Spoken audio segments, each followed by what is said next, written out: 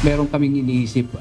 Ito actually, yung program ni Scam Watch Pilipinas na online reporting, kahit hindi na pumunta sa opisina, pero way forward namin to.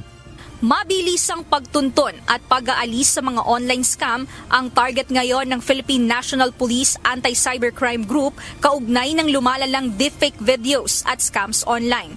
Kahapon lang may lumabas na artificial intelligence o AI manipulated video si Pangulong Ferdinand R. Marcos Jr. na tila nag-e-endorso ng isang online trading platform.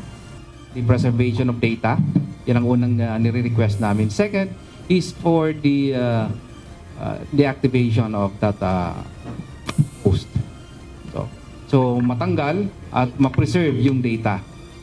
From there, we do our investigation. Once we identify kung sino yung nasa likod nung nag-post ng video, we really file cases against them. Kaugnay nito, makikipagtulungan ng PNP-ACG sa Scamwatch Philippines kung saan mayroong binuong Facebook page para doon i-post ng netizens ang mga makikitang online scams. Yes. So ang ginawa namin ngayon, nakipag-partner kami sa Gogolook for the technology. At the same time, magagamit yun sa Who's Call app and then sa PNP Anti-Cybercrime Group. Kasi ang kailangan nila lead, di ba? So ang gagawin natin ngayon, i-empower natin lahat ng mga Pilipinong may Facebook na sumali sa Scamvault PH. Anila, isa sa nakikitang problema ay ang mga AI at investment scams na kahit i-report ay hindi naman din agad natitake down o natatanggal. Kaya naman nakikitang paraan ang pakikipagtulungan ng publiko para sa mas mabilis na pag-aksyon sa mga naglipa ng scams lalo na sa Facebook.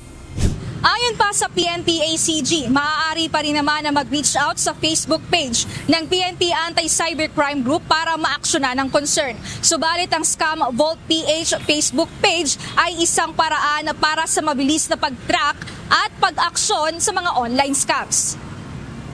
We know for a fact na kukunti lang yung personnel ng ACG at we Sabi mo nga, 800 nationwide. cannot do it alone. We really need partners na makakatulong in our fight against cybercrime.